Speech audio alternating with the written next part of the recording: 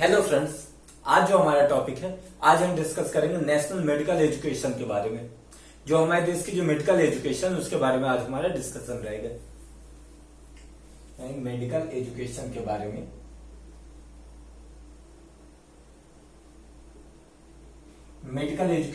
में डिस्कस करेंगे। जो हमारे देश की मेडिकल एजुकेशन है, सबसे पहले अगर बात किया जाए तो गवर्नमेंट चाहे कोई भी रही हो, चाहे अभी बात किया जाए एनडीए की गवर्नमेंट है, बीजेपी की गवर्नमेंट है, या कि इससे पहले यूपीए की गवर्नमेंट हो, या कि उससे पहले भी जैसे जनसंघ की गवर्नमेंट थी, या कि फिर जो पहले कांग्रेस की गवर्नमेंट थी, हर किसी ने क्या चाहा था, हर किसी ने चाहा था कि मेडिकल एजुकेशन को ज्यादा डेवलप किया जाए। एंड मेडिकल एजुकेशन में ज्यादा से ज्यादा क्या किया जाए, अपॉर्चुनिटी को डेवलप किया जाए, अपॉर्चुनिटी को इंक्रीज किया जाए। एंड मेडिकल एजुकेशन में अपॉर्चुनिटी को इंक्रीज किया जाए। अपॉर्चुनिटी इट मीन्स अवसर, अपॉर्चुनिटी इट मीन्स अवसर को इंक्रीज किया जाए। अवसर किस प्रकार से अवसर, कि भाई जो गरीब है चाहे अमीर है, हर किसी को एक्सेस होना चाहिए मेडिकल एजुकेशन में दाखिला के लिए। हर कोई मेडिकल कॉलेज में दाखिला ले सके, हर किसी का एडमिशन हो सके, और चाहे समाज का कोई भी तबका हो, सब लोग मेडिकल एजुकेशन को एक्सेस कर सके। ये था अवसर का मतलब, यानी अपॉर्चुनिटी का मतलब। तो चाहे कोई भी गवर्नमेंट रही, गवर्नमेंट ने हर जगह यही कोशिश की कि जो मेडिकल एजुकेशन है उसमें जो अपॉर्चुनिटी है, जो अवसर है, उसको इंक्रीज किया जाए। क्योंकि हमारे देश में अगर देखा जाए ना, तो डॉक्टर की बहुत ज्यादा कमी है। हमारे देश में जो डॉक्टर है वो बहुत ज्यादा कम है। जैसे आपको भी पता होगा, लाइक अगर अभी की हम बात कर लें तो कोविड-19 है। कोविड-19 के कारण बहुत ज्यादा क्या देखा गया कि बहुत ज्यादा हमारे देश में इंफ्रास्ट्रक्चर की कमी रही है। जो हेल्थ इंफ्रास्ट्रक्चर की उसमें बहुत ज्यादा कमी रही है। हॉस्पिटल्स में बेड नहीं है, डॉक्टर्स अवेलेबल नहीं है, या कि अपन देखें कि लेटेस्ट टेक्नोलॉजी नहीं है, ऑक्सीजन का सिलेंडर खत्म हो जाता है। तो ये सारी चीजें हम देख रहे हैं कि ये सारी चीजें जो बड़े बड़े सिटीज हैं, जो बड़े बड़े एरियाज हैं, जो देश के बड़े बड़े जो मुख्य आईटी सेक्टर है, जहां पर हम ये उम्मीद करते हैं, ये कोशिश करते हैं कि यहाँ पर क्या होगा, हेल्थ इंफ्रास्ट्रक्चर बहुत अच्छा होगा, लेकिन वहां पर इतने ज्यादा खराब कंडीशन। तो जो रिमोट एरियाज है, जो दूर दराज के क्षेत्र है, वहां पे क्या कंडीशन होगी। तो हमारे देश में डॉक्टर्स की बहुत ज्यादा कमी है। हमारे देश में इंफ्रास्ट्रक्चर के नाम पे कुछ भी नहीं है, यानी इंफ्रास्ट्रक्चर बहुत ज्यादा वीक है। और एक तरीके से देखा जाए, जो सबसे इंपॉर्टेंट चीज आती, जो रिमोट एरियाज है, जो दूर दराज के क्षेत्र है, वो सबसे ज्यादा प्रभावित होती है। क्योंकि दूर दराज के क्षेत्र में ज्यादा, चाहे कोई भी डॉक्टर हो, वो उतना ज्यादा काम करना चाहता नहीं है। क्योंकि आखिरकार डॉक्टर भी क्या होते हैं, वो भी अपना प्रॉफिट ओरिएंटेड होते हैं। कि भाई क्या है कि हालांकि जो डॉक्टर पेशा है वो क्या है, एक नोबल प्रोफेशन है, वहां पर आप सिर्फ प्रॉफिट आप नहीं देख सकते। लेकिन चूंकि हमारे यहाँ के जो डॉक्टर्स होते हैं वो प्रॉफिट बेस्ड काम करते हैं। अब जब वो प्रॉफिट बेस्ड काम करते हैं, इट मीन्स वो किसके ऊपर देखते हैं, वो देखते हैं कि कहाँ उनका ज्यादा प्रॉफिट हो सकता है।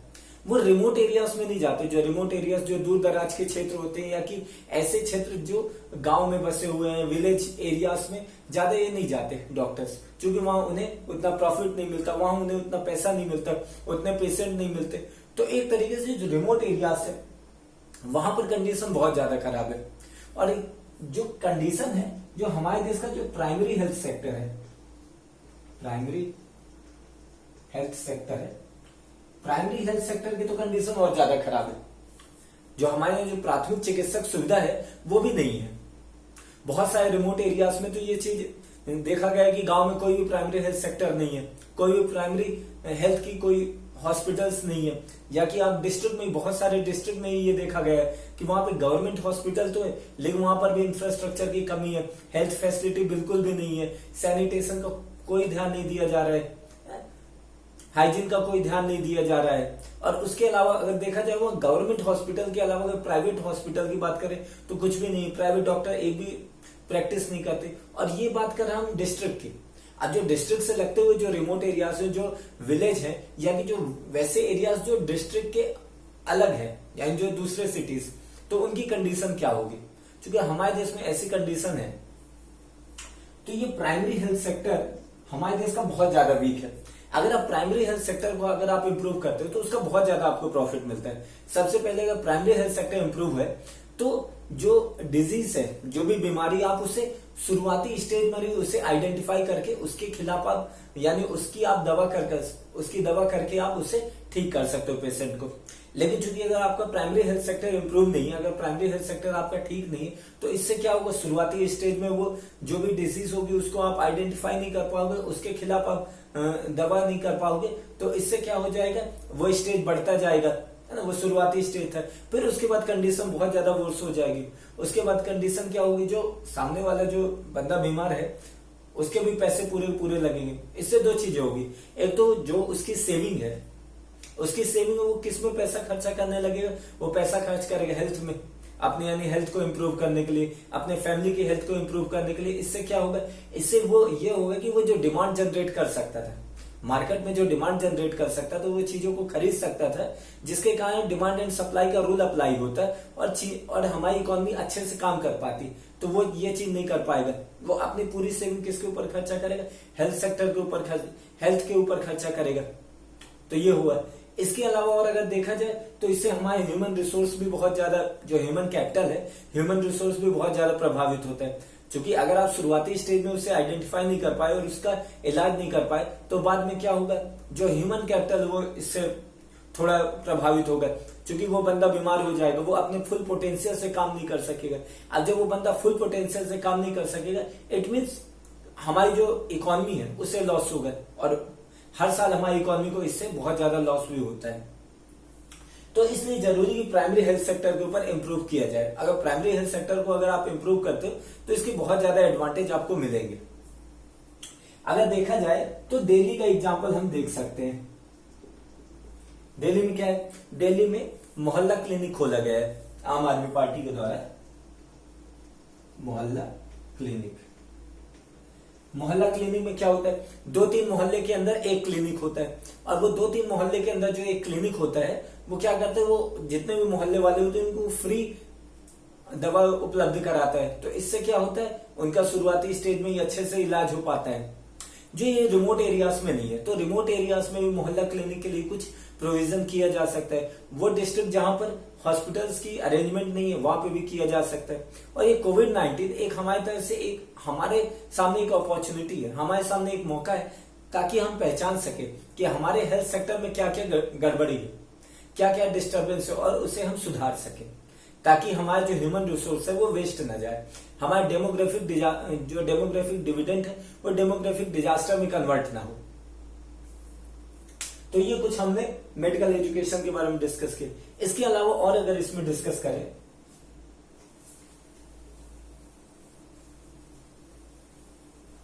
तो जो हमारे लीडर्स थे, हमारे लीडर्स क्या चाह रहे थे कि जो मेडिकल एजुकेशन है वहां पर क्या दो चीजें आई। पहले तो क्वालिटी इंश्योर कर रहे थे कि भाई क्वालिटी होनी चाहिए, जो मेडिकल एजुकेशन है वहां पर, मेडिकल इंस्टीट्यूट है वहां पर, और दूसरा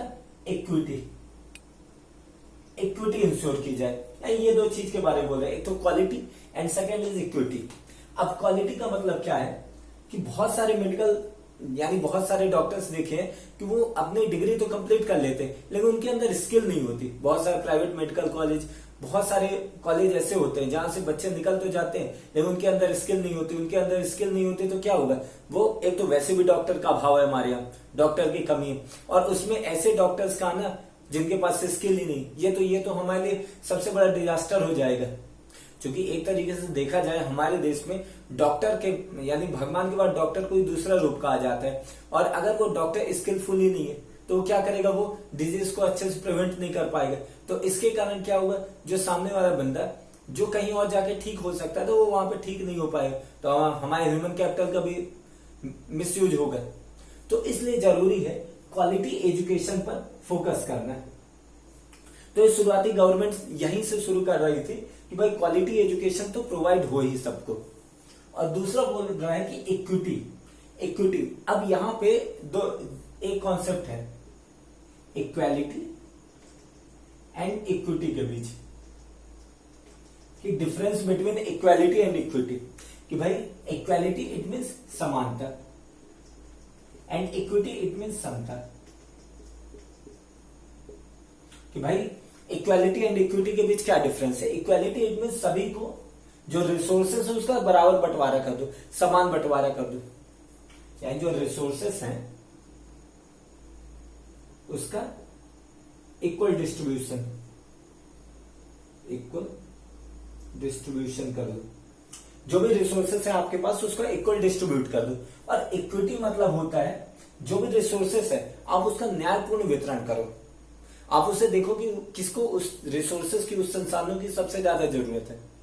फॉर एग्जाम्पल इसमें और एक एग्जाम्पल देखें कि भाई एक रेस हो रही है जिसमें उस रेस में दो बंदे यहां से दौड़ रहे हैं एंड तीसरा यहां से दौड़ रहा है। तो भाई ये रेस हो रही है, यहां से दौड़ना है और दो बंदे यहां से दौड़ रहे हैं लेकिन तीसरा यहां से दौड़ रहा है, तो भाई ये इसे डिसएडवांटेज होगा ना, इसे डिसएडवांटेज होगा। तो सबसे पहले तो आपकी प्रायोरिटी होनी चाहिए, आपकी प्राथमिकता ये होनी चाहिए कि इस बंदे को आप सबसे पहले यहां तक लेकर आओ। आप जब इस बंदे का आप यहां तक लेकर आ जाओगे देन उसके बाद आप इसे कोशिश करो, फिर उसके बाद आप इनके बीच रेस करवाओ। तो इससे क्या होगा, इससे रियल में इक्वालिटी आएगी, असल में इक्वालिटी, असल में समानता आएगी। तो जरूरी है कि आप इक्विटी को बढ़ावा दो, ना कि इक्वालिटी को। तो ये इक्वालिटी एंड इक्विटी के बीच डिफरेंस। तो हमारे देश में जो हमारे लीडर्स थे उन्होंने सोचा था कि इक्विटी को हम बढ़ावा देंगे, यानी हमारे देश में चाहे अमीर हो चाहे गरीब हो हर कोई मेडिकल एजुकेशन को एक्सेस कर सके, हर कोई मेडिकल कॉलेज में जा सके और हमारे जो गरीब तबके के बच्चे हैं वो भी डॉक्टर बन सके और सोसाइटी को सर्व कर सके, समाज की सेवा कर सके जो वो करना चाहते हैं। तो इसलिए हमारे जो लीडर्स थे क्वालिटी और इक्विटी पर इन्होंने अच्छा खासा फोकस किया था। लेकिन चूंकि हमारी गवर्नमेंट के पास इतना ज्यादा पैसा तो है नहीं, गवर्नमेंट के पास इतने सारे रिसोर्सेस तो है नहीं, गवर्नमेंट के पास इतने संसाधन नहीं, गवर्नमेंट के पास इतना इंफ्रास्ट्रक्चर नहीं है, लेटेस्ट टेक्नोलॉजी नहीं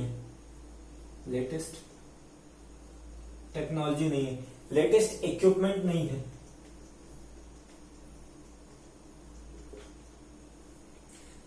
अब इसके अभाव में आप मेडिकल एजुकेशन को आप उतने ज्यादा नहीं खोल सकते, आप उतने ज्यादा कैपेबल नहीं हो पा रहे हो कि आप इतने सारे मेडिकल एजुकेशन को खोल सको।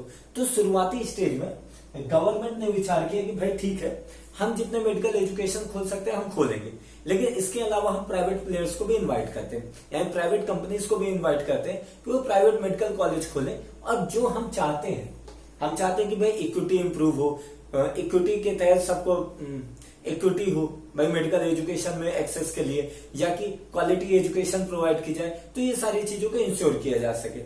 तो गवर्नमेंट ने सोचा कि भाई प्राइवेट मेडिकल कॉलेज को भी अलाउ किया जाए देश पर मेडिकल कॉलेज खोलने के लिए। तो प्राइवेट मेडिकल कॉलेज को भी अलाउ किया गया। लेकिन अगर देखा जाए जो रीजन थे या कि जो हमारी अपेक्षाएं थी प्राइवेट मेडिकल कॉलेज से, क्या वो पूरी हुई?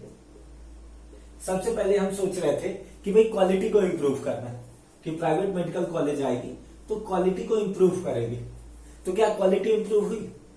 नहीं, क्योंकि अधिकांशतः हमने देखा है, अधिकांशतः ये चीज हुआ है कि जो प्राइवेट मेडिकल कॉलेज होते हैं उसकी क्वालिटी और ज्यादा वर्स होती है, उसकी क्वालिटी और ज्यादा खराब होती है as compare government medical college.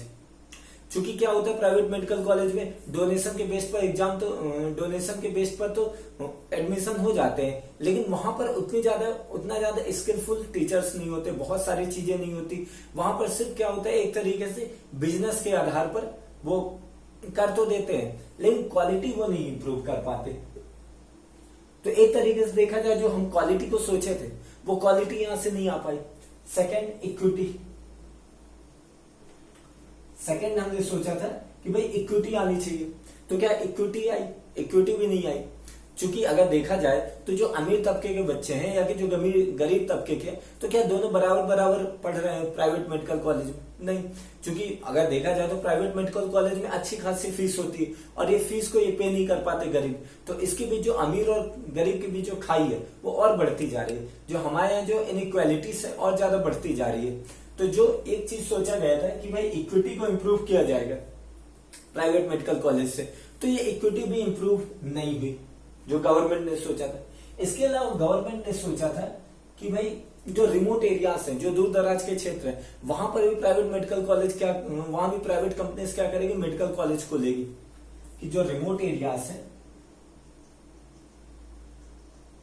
वहां पर भी खोलेगी। लेकिन ये ऐसा हुआ नहीं, क्योंकि क्या जो प्राइवेट कंपनीज है उसको क्या चाहिए, प्रॉफिट चाहिए, और वो प्रॉफिट बेस्ड काम करती है। गवर्नमेंट को तो ये लगा क्योंकि ये डॉक्टरी का जो पेशा है, ये जो मेडिकल की पढ़ाई है, वो क्या है, एक नॉवल प्रोफेशन है, तो इसके आधार पर कंपनी क्या करेगी, वो प्राइवेट अपना प्रॉफिट उतना ज्यादा नहीं देखेगी, बल्कि वो क्या करेगी, वो दूर दराज के क्षेत्रों पर जहां पर मेडिकल कॉलेज नहीं, जहां पर जो स्टूडेंट है बहुत जल्दी एजुकेशन को एक्सेस नहीं कर पाते, वहां पर वो मेडिकल कॉलेज खोलेगी। और उस मेडिकल कॉलेज में जो हमारे जो दूर दराज के जो बच्चे हैं, जो दूर दराज के जो स्टूडेंट है, जो रिमोट एरियाज के स्टूडेंट है, जो बड़ी सिटीज में आकर के नहीं पढ़ सकते, जो बड़ी सिटीज में आकर के अपना खर्चा नहीं उठा सकते, क्योंकि एक तरीके से बड़ी सिटीज में रहना इट मीन्स अपने ही में एक बड़ा खर्चा आ जाता है, वहां पे रहना, खाना पीना, तो ये सब चीजों को जब वो अपने एक्सपेंशन को वो नहीं उठा पाते, देन वो क्या करेंगे, वो अपने ही एरिया में वहां पर पढ़ाई शुरू कर देंगे। स्पेशली गर्ल, चूंकि अधिकांशतः हमारे देश में देखा गया है कि लड़कियों को एजुकेशन के लिए बाहर नहीं भेजा जाता, बिकॉज ऑफ सिक्योरिटी और बहुत सारे रीजन, बिकॉज ऑफ पैट्रियार्की समाज, या कि सिक्योरिटी, या कि अनसिक्योर होना, या कि लड़कियों का एक फैमिली की एक मेंटेलिटी होना कि भाई लड़की नहीं पढ़ेगी बाहर जाके, तो बहुत सारे रीजन हो सकते हैं। तो इस तरीके से क्या सोचा था गवर्नमेंट की रिमोट एरियाज पर वो अपने मेडिकल कॉलेज खोलेंगे, प्राइवेट कॉलेज, लेकिन वो ऐसा नहीं करे। तो इसके बाद क्या हुआ, वो कहां पे खोले, वो वहां पर खोले जहां पे उन्हें ज्यादा स्टूडेंट मिल सकते हैं, ज्यादा उनका प्रॉफिट हो। तो एक ये भी जो चीज था गवर्नमेंट का, ये भी सर्वे नहीं हो पाया। तो जो तीनों चीज थी जिस आधार पर गवर्नमेंट ने सोचा था प्राइवेट मेडिकल कॉलेज को लाने के लिए, वो चीजें तीनों नहीं हुई, कि भाई क्वालिटी भी इंप्रूव नहीं हुई, इक्विटी भी इंश्योर नहीं हुई, एंड रिमोट एरियाज पर प्राइवेट मेडिकल कॉलेज भी नहीं खुले, ये तीनों चीज नहीं हुई। और बल्कि जो प्राइवेट मेडिकल कॉलेज थे वहां पर बहुत ज्यादा रिश्वत, बहुत ज्यादा डोनेशन, बहुत ज्यादा वहां पर घूस लिया जाने लग गया, यानी ब्राइब लिया जाने लग गया, जिसके कारण हमारे मेडिकल एजुकेशन में बहुत ज्यादा हमने करप्शन भी देखा, जो बहुत पहले से चला आ रहा था।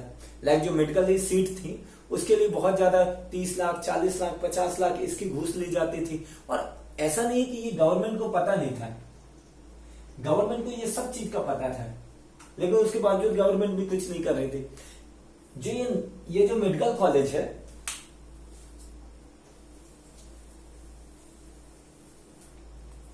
ये मेडिकल कॉलेज है, इन्हें कौन रेगुलेट करता है, इन्हें रेगुलेट करता है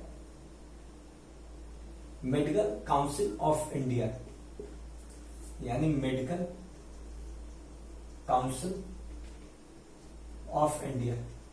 पहले ये रेगुलेट करती थी ये बॉडी, लेकिन उसके बाद इसके ऊपर बहुत ज्यादा करप्शन के चार्ज लगने लग गए। बहुत पता चला कि इनके जो मेंबर है वो पैसे ले लेते हैं, रिश्वत ले लेते हैं, और जो प्राइवेट मेडिकल कॉलेज के खिलाफ कोई भी कार्रवाई नहीं करते। और फिर गवर्नमेंट को भी पब्लिक में बोलने लग गया। फिर सुप्रीम कोर्ट में बहुत सारे केसेस गए, बहुत सारी याचिकाएं गई, बहुत सारी पिटीशन गई। उसके बाद सुप्रीम कोर्ट ने भी बहुत सारी कार्रवाई की। तो गवर्नमेंट को लगा कि ये जो मेडिकल काउंसिल ऑफ इंडिया है ये अनरिलेवेंट है, इसको हमें हटा देना चाहिए। तो गवर्नमेंट ने किया कि अब हम national medical commission of India, यानी हम क्या करेंगे, हम national medical commission of India को इंट्रोड्यूस करेंगे। यानी हम किसे इंट्रोड्यूस करेंगे, national medical commission of India को इंट्रोड्यूस करेंगे। तो इसे किया, अभी ये जो बॉडी है ये बॉडी बन गई है, लेकिन ये मेडिकल काउंसिल ऑफ इंडिया और जो national medical commission of India, इससे पहले गवर्नमेंट ने बोर्ड ऑफ गवर्नेंस को इस्टेब्लिश किया था। यानी इससे पहले बोर्ड ऑफ गवर्नेंस को इस्टेब्लिश किया था, इससे पहले बोर्ड ऑफ गवर्नेंस को इस्टेब्लिश किया था। तो एक तरीके समझे कि पहले तो मेडिकल काउंसिल ऑफ इंडिया थी, फिर उसके बाद बोर्ड ऑफ गवर्नेंस, फिर उसके बाद national medical commission of India,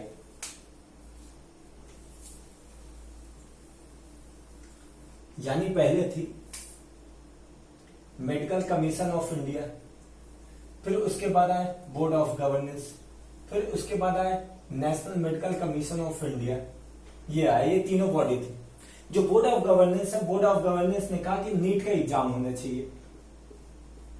NEET के एग्जाम के आधार पर मेडिकल जो एजुकेशन में जो सीट भरी जाती है वो नीट के आधार पर होना चाहिए। इससे क्या आएगा, पूरे देश में यूनिफॉर्मिटी आएगी, पूरे देश में एक रूपता आएगी, यूनिफॉर्मिटी आएगी एजुकेशन के क्षेत्र में, मेडिकल एजुकेशन के क्षेत्र में। अब ये national medical commission of India जो बॉडी ये बन गई, और तब ये बोर्ड ऑफ गवर्नेंस अपने आप अनरेलेवेंस हो गई है, अब इसकी कोई रेलेवेंट नहीं है। तो national medical commission of India. तो अभी बहुत से लोगों का कहना है कि जो नीट का एग्जाम है इससे भी इक्वालिटी नहीं आएगी, इससे भी अनइक्वालिटी आएगी। पहली बात, इससे अनइक्वालिटी किस बेस पर आएगी, वो बंदे जो 12th में, जो 12th कहां से, जो अपनी स्कूलिंग कर रहे हैं गवर्नमेंट स्कूल से, या कि वो बच्चे जो अपनी स्कूलिंग कर रहे हैं बड़ी बड़ी सिटीज में, बड़ी बड़ी सिटीज, प्राइवेट स्कूल्स, बहुत सारी फैसिलिटी जो जहां पर उन्हें इंफ्रास्ट्रक्चर अच्छा मिल रहा है, उसमें पढ़ाई का एनवायरनमेंट मिल रहा है, उन्हें लेटेस्ट टेक्नोलॉजी मिल रही है, उन्हें इंटरनेट की एक्सेस मिल रही है, वो बच्चे, और जो गवर्नमेंट स्कूल में जो पढ़ने वाले जो रिमोट एरियाज या कि गांव या कि विलेज में पढ़ने वाले बच्चे, तो ये दोनों में से कौन किसका डेवलपमेंट अच्छा होगा। लाइक अगर आपने नीट का एग्जाम तो दे दिया तो एक तरीके से इनका ओवरऑल डेवलपमेंट अच्छा होगा, और ये उतना ज्यादा अपने आप को डेवलप नहीं कर पाएंगे, तो जिसके कारण यहां पर फिर से अनइक्वालिटी आएगी। या कि दूसरा, अब जो नीट एग्जाम होगा उसके लिए कोचिंग इंस्टीट्यूट भी ओपन हो जाएंगे, बहुत सारी कोचिंग इंस्टीट्यूट खुल जाएंगे जो क्या करेंगे, एक अच्छी खासी फीस लेंगे और गरीब इस फीस को पे नहीं कर पाएगा, तो उसके बाद फिर यहां पर भी इनइक्वालिटी आ जाएगी। अब बहुत से लोग बोलेंगे चूंकि कोविड-19 है तो कोचिंग तो बंद ही है, तो दूसरी बात, कोचिंग बंद है और डिजिटल एजुकेशन भी हो रही है, तो उस पर भी बहुत सारी कोचिंग जो पैसे लगाकर चार्ज कर रही है। और दूसरी बात, इंटरनेट की एक्सेस, गरीब के पास इंटरनेट की एक्सेस नहीं होती। दूसरी बात, अगर इंटरनेट की एक्सेस भी है तो उनके पास हाई स्पीड इंटरनेट नहीं होता है, लाइव स्ट्रीमिंग वो अच्छे से नहीं कर पाते, वो लाइव वीडियोस को अच्छे से नहीं देख पाते, तो जिसके कारण क्योंकि उनके पास रिसोर्सेस की कमी, तो यहां पर भी इनइक्वालिटी आएगी, यहां पर भी बहुत ज्यादा असमानताएं आएंगी, तो इसे भी एड्रेस करने की जरूरत है। तो एक तरीके से क्योंकि हमारे यहाँ क्या है, डिजिटल डिवाइड बहुत ज्यादा है, तो डिजिटल डिवाइड को दूर करना सबसे पहले जरूरी है। तो बहुत से